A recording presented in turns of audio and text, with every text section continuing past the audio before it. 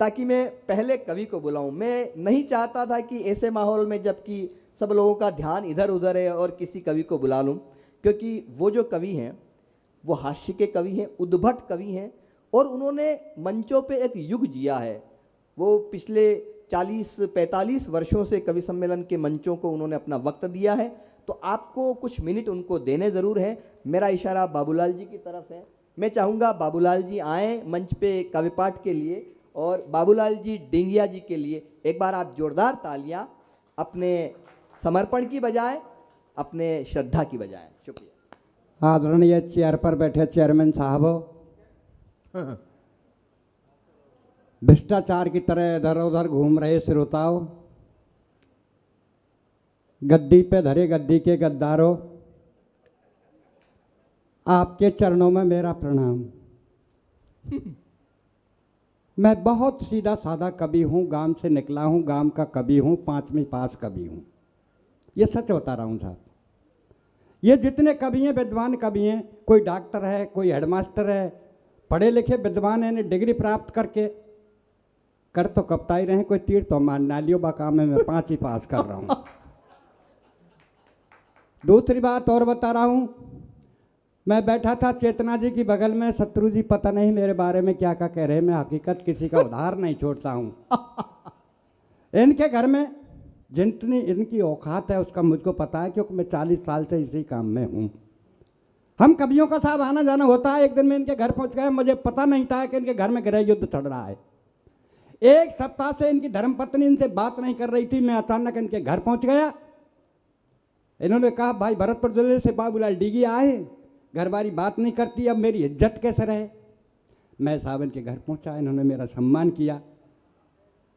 परेशानी थी पानी की, तो इन्होंने आवाज़ अपनी धर्मपत्नी को लगाई कि डेंगिया जी आए, शायद आज हमारी इनकी बातचीत हो जाए।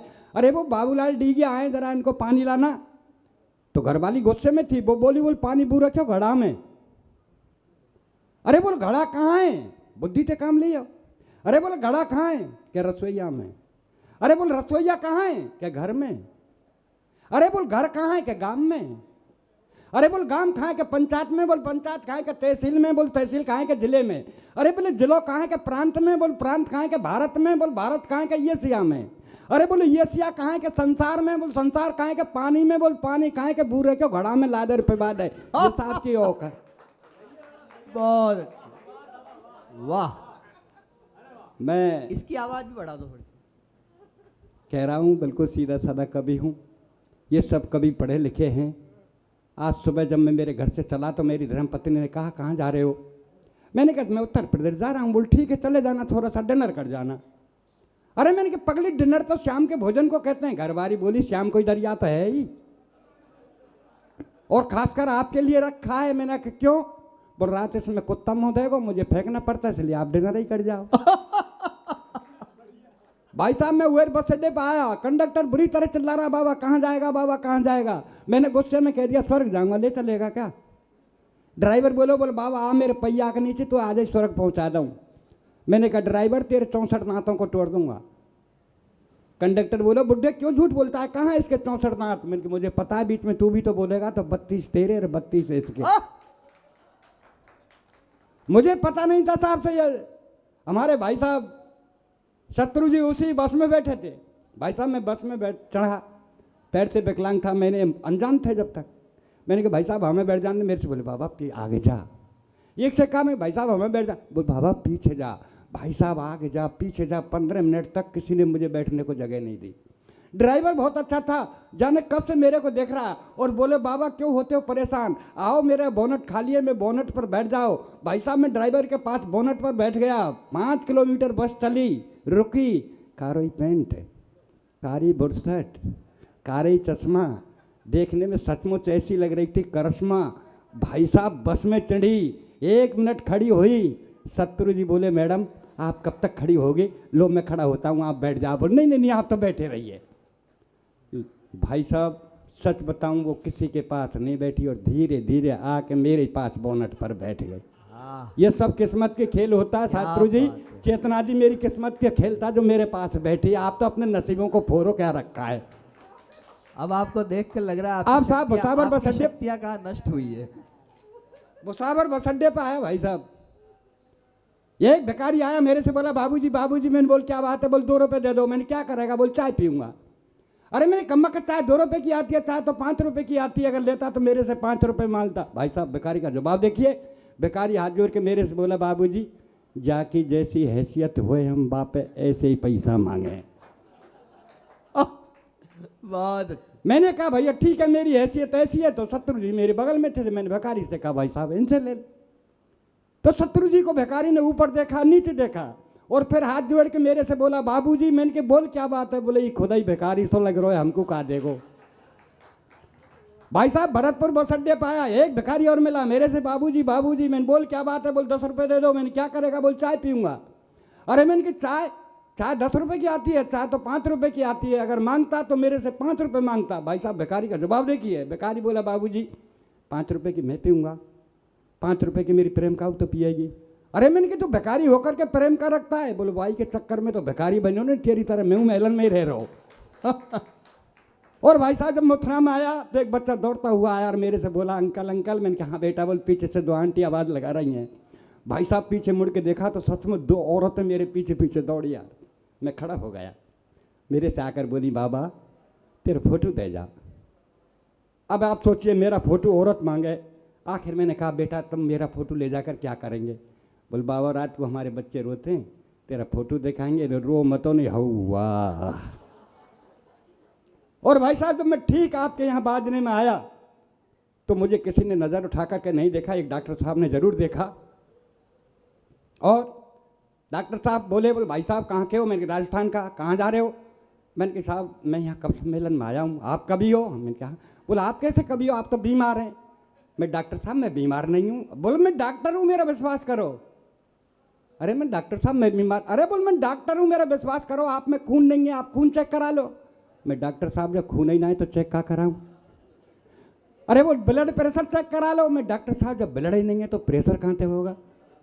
और मैं डॉक्टर साहब ब्लड प्रेशर के बारे में खूब जानता हूँ। जब मैं हाई स्कूल में पढ़ता था मेरा ब्लड हाई था, इंटर किया तो मध्यम रह गया, और जिस दिन से डॉक्टर साहब घरवारी आई है वह दिन से लो ही लो चल रहा है। बहुत अच्छे। फिर भी डॉक्टर साहब ने सिरंज लगाई। भाई साहब 15 मिनट बाद डॉक्टर ने कहा पसीना सिरंज को तोड़ते हुए मेरे ने कहा डॉक्टर साहब क्या हुआ? बोले खून ही नहीं मिला है। मैंने डॉक्टर की सिरंज को तोड़ा और मैंने कहा डॉक्टर साहब आपके बजाय तो हिंदुस्तान के मच्छर अच्छे हैं, जहाँ मुझे काटते हैं वो तुरंत खून निकाल लेते हैं। क्या बात है, क्या बात है, वाह अच्छी बात थी, आपकी तालियां कमजोर थी। मैं माफ़ी चाहता हूँ अगर यहाँ कोई डॉक्टर हो तो। मैं इन डॉक्टरों के बारे में रचना नहीं पढ़ रहा हूँ, मैं जयपुर के उस अस्पताल की एक छोटी सी रचना पढ़ रहा हूँ कि मरीज का दाहिना पैर कटना था, डॉक्टर साहब ने बायां पैर काट दिया। मरीज का हाँ दाहिना पैर कटना था, डॉक्टर साहब ने बायां पैर काट दिया। कि एक मरीज की अंतिम चल रही थी घड़ी, एक मरीज की अंतिम चल रही थी घड़ी, ये डॉक्टरों की भीड़ घेरे खड़ी। तो डॉक्टर साहब मरीज से बोले भैया तेरी अंतिम इच्छा वो तो बता जा। मरीज बोला डॉक्टर साहब मेरी अंतिम यही इच्छा कि मेरी जगह तू मर जा। मरीज बोला बोल डॉक्टर साहब मेरी अंतिम यही इच्छा कि मेरी जगह तू मर जा। तो डॉक्टर साहब हो गए नाराज। मरीज बोला हजूर आप क्यों होते हो नाराज, मेरी विनती पे दीजिए ध्यान, आप तो इस कलयुग के साक्षात भगवान। डॉक्टर बोला कैसे? मरीज बोला ऐसे कि चौराहे पर हुई हत्या को आप आत्महत्या में लिख सकते हैं, चौराहे पर हुई हत्या को आप आत्महत्या में लिख सकते हैं, और दाहिने पैर की जगह आप बाएं पैर को काट सकते हैं। तो क्या डॉक्टर साहब मेरी जगह आप नहीं मर सकते हैं? क्या मेरी जगह आप नहीं मर? वैसे हमारे शबरत जी बहुत बड़े कवि हैं, और वैसे हम उम्र के दोनों लगभग एक से ही हैं। मेरा इनका सौभाग्य था एक इंटरव्यू देने, हम दोनों भाइयों को दिल्ली बुलाया। वहाँ इंटरव्यू अधिकारी ने सबसे पहले मेरे नाम की आवाज़ लगाई, बोल कोई बाबूलाल डीगिया है? मैंने कहा सर मैं हूँ। बोले जाओ इंटरव्यू दे आओ। भाई साहब मैं अंदर आया, अधिकारी जी ने एक प्रश्न पूछा मेरे से कि भारत के सर्वप्रथम प्रधानमंत्री का नाम। मैंने कहा पंडित जवाहरलाल नेहरू। बोले पृथ्वी कैसी है? मैंने कहा साहब गोल है, चपटी है, खोज जारी है। ये अपना भारत आज़ाद कब हुआ? मैंने कहा साहब 1857 से प्रयास किए गए, 1947 में सफलता मिली।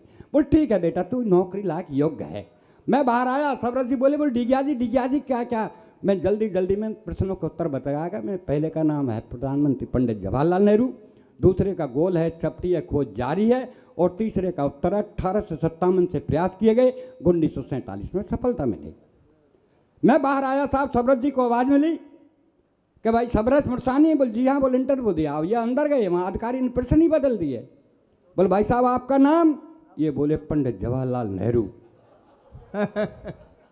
अरे बोल तेरी बुद्धि कैसी है? बोल गोल है चपटी है खोज जारी है। बहुत अच्छे, वाह। अरे बोल तुम पैदा कब हुए? बोल 1857 से प्रयास किए गए, 1947 में सफलता मिली। ऐसे सबरत जी आपके यहाँ विराजमान हैं। तो साहब मेरा भी सौभाग्य, एक नौकरी हेतु कॉल लेटर आया। मैं फूला नहीं समाया, खुद पढ़ा, मित्रों को पढ़वाया, 7 तारीख को इंटरव्यू के लिए बुलाया। जिस दिन 7 तारीख आई, साइकिल उठाई, दफ्तर आए, 5 अधिकारी बैठे पाए। वहाँ के चपरासी ने आवाज़ लगाई, बोल कोई डिगिया है भाई? मैंने कहा भैया डिगिया तो मैं हूँ। बोल अंदर जाओ इंटरव्यू दे आओ। अंदर आए, अधिकारी जी को शीश नवाया। अधिकारी जी ने एक प्रश्न मेरी तरफ सरकाया। बोल बेटा भूगोल पढ़ी है? मैंने कहा जी पढ़ी है, खूब पढ़ी है, और 8 में तो 4 साल पढ़ी है। भूगोल पढ़ी है, खूब पढ़ी है, 8 में तो 4 साल पढ़ी है। तो बोल बताओ वनों से हमें क्या लाभ होते हैं? मैंने कहा हजूर वनों से हमें बहुत लाभ होते हैं, वन हमारे बहुत काम आते हैं। चोरी डकैती अपहरण बलात्कार करके वनों में ही तो छिप जाते हैं। वन हमारे बहुत काम आते हैं। चोरी डकैती अपना बलात्कार करके वनों में छिप जाते हैं, और पुलिस की धरपकड़ से बच जाते हैं। तो वीरपन का चलाई वीरपन के बाप बन जाते हैं। हजूर वन हमारे बहुत काम आते हैं, वन हमारे बहुत काम। वाह। दूसरे अधिकारी ने बुलाया, उसने भी एक प्रश्न मेरी तरफ सरकाया। बोल बेटा हिंदी के बारे में जानते हैं? अरे मैंने कहा सर हिंदुस्तान में रहते हैं, हिंदी को राष्ट्रभाषा मानते हैं, हिंदी के बारे में खूब जानते हैं। तो बोल बताओ ये गंगा कहाँ से आती है और कहाँ तक जाती है? गंगा कहाँ से आती है और कहाँ तक जाती है? मैंने कहा सर गंगा शर्मा जी के घर से आती है और वर्मा जी के घर तक जाती है। गंगा शर्मा जी के घर से आती है और वर्मा जी के घर तक जाती है। शाम को मैला बदन और गीले कपड़े वापस शर्मा जी के घर पहुंच जाती है। अरे बोल तू किस गंगा की बात कर रहा है?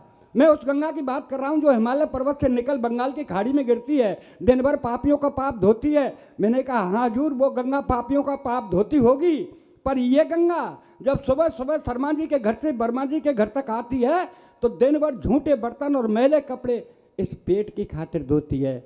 वो पापियों का पाप धोती है, वो इस पेट की खातिर झूठे बर्तन। एक छोटा सा व्यंग आपकी सेवा में और स्वागत स्वागत। कि सुबह सुबह का वक्त मस्जिद की अजान मंदिर की झालर कितनी लगती है प्यारी। सुबह सुबह का वक्त मस्जिद की अजान और मंदिर की झालर कितनी लगती है प्यारी। और चाय का प्याला लेके मेरे चारपाई के पास खड़ी घरवारी बोली अजी सुनते हो? अरे मैंने कि सुन रहा हूँ, बहरा नहीं हूँ, बोल क्या कहना है कह दीजिए। बोल मैं कब की खड़ी हूँ, लो चाय पी लीजिए। मैंने कहा सुबह सुबह का वक्त है, राम रहीम का नाम लेने दीजिए, इस चाय को 10 मिनट बाद दीजिए। तो गुस्से में बोली कि 10 मिनट में तो ठंडी हो जाएगी। मैंने कहा कम वक्त तेरी उम्र 60 साल की है गई, तू अब तक ठंडी ना है पाई तो का चाय 10 मिनट में। बहुत अच्छे, क्या बात है। मैंने कहा कम वक्त तेरी उम्र 60 साल की है गई, तू अब तक ठंडी ना है पाई तो का चाय 10 मिनट में ठंडी हो जाएगी। भाई साहब इतनी कहने पर गुस्से में तेज कमरे से बाहर आके बड़े जोर से रोने लगी, भगवान से प्रार्थना करने लगी कि हे भगवान मेरी ये कर्जी है, आगे आपकी मर्जी है, मेरा एक थोड़ा सा काम कर दीजिए, इस संसार से मेरे पति बाबूलाल ढीगिया को उठा लीजिए और मुझे विधवा बना दीजिए। देखिए साहब इतनी सुनने पर अपन भी गुस्से में तेज बैग उठाया कमरे से बाहर। घरवारी बोली कहाँ जा रहे हो भरतार? मैंने कहा आत्महत्या करने। अरे बोला आत्महत्या करनी है तो जल्दी कर लीजिए, ये भी आपके हित में होगा, और 4 दिन पीछे मरा तो तेरा दाह संस्कार नहीं होगा। मैं बोला कैसे? घरवारी बोली ऐसे कि मैं देख रही हूँ पर्यावरण का सीजन, और जब खाने पकाने को नहीं तो तुझे जलाने को कहाँ से लाऊंगी, ईंधन तुझे जलाने को कहाँ से लाऊं। मैंने कहा तू मेरे ईंधन की फिक्र मत कर, तेरा ध्यान किधर मैं समझाता हूँ, आओ उधर।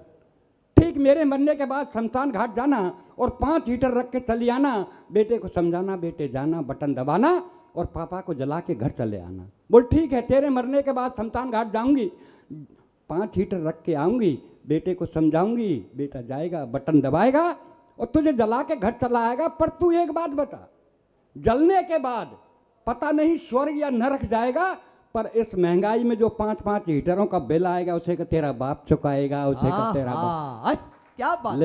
लिस्ट लंबी है, एक छोटा सा व्यंग। स्वागत।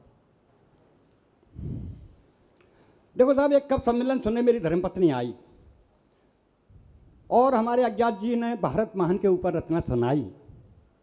उस कविता से सुन करके और आकर के मेरे से कहा, बोल देख आप जहाँ कब सम्मेलन में जाएंगे वहाँ केवल भारत महान के गीत गाएंगे। हम आए साहब तो वहाँ आयोजक जी ने यही कहा, बोल डिगिया जी एक बात निभानी पड़ेगी और आप तो तुमको भारत महान के ऊपर रचना सुनानी पड़ेगी। अब दो पाटन के बीच में लाले पड़ गए जान के, और आप ही बताओ ताऊ कैसे गाऊं गीत भारत महान के सांच को तो आँच यहाँ और झूठान को कलाकंद, सांच को तो आँच यहाँ झूठान को कलाकंद और चमतान को ताज गुंडे डोले सीना तान के, आप ही बताओ ताऊ कैसे गाऊं गीत भारत महान के। आहा आहा, क्या बात है। कि देश का लिबास छोड़, देश का लिबास छोड़ अपना रहे विदेश को, और भारतीय संस्कृति रोवे बापू तेरे देश को, के सुहागन के हाथ लागे जैसे काऊ राण के, आप ही बताओ ताऊ कैसे गाऊं गीत भारत महान के। आहा आहा, कि सिर पर दुपट्टा अब धारनाएं गोरियां, सिर पर दुपट्टा अब धारनाएं गोरियां, और पैंट बुरसट पहन सड़क पे ढोले रोज छोरियां, नखरे अलग बन की शान के, आप ही बताओ ताऊ कैसे गाऊं गीत भारत महान के। कि राम के भगत बने, राम के भगत बने ठेकेदार राम के, और मंदिर में बलात्कार पुजारी करें राम के, आप ही बताओ ताऊ कैसे गाऊं गीत भारत महान के। वाह। कि खाद को तो राब खागो सुखराम खागो टाट को, खाद को तो राब खागो सुखराम खागो, खाद को तो राब खागो सुखराम खागो टाट को, और गाय भूखी मर गई जो लालू खागो घास को। मौज मारे गुल छर्रे उड़ाए देखो तमाशे बिहारी जवान के, आप ही बताओ ताऊ कैसे गाऊं गीत भारत महान के। बहुत अच्छे। आहा। और साहब मेरे चेयरमैन साहब वो कह गए, किसान के ऊपर एक लाइन है बस, इसके पढ़ने के बाद मेरे बाद एक एक कवि आएंगे, ये सब गुजर जाएंगे, मैं बैठ जाऊंगा। 4 पंक्ति मेरे देश के प्रजातंत्र के स्वामी के नाम, कि तेरे अरमानों की हवेली ढह जाएगी, तेरे अरमानों की हवेली ढह जाएगी, और या तो इन किसानन की मांगे पूरी कर दे, नहीं कुर्सी तक हिल जाएगी, कुर्सी तक हिल जाएगी। वाह।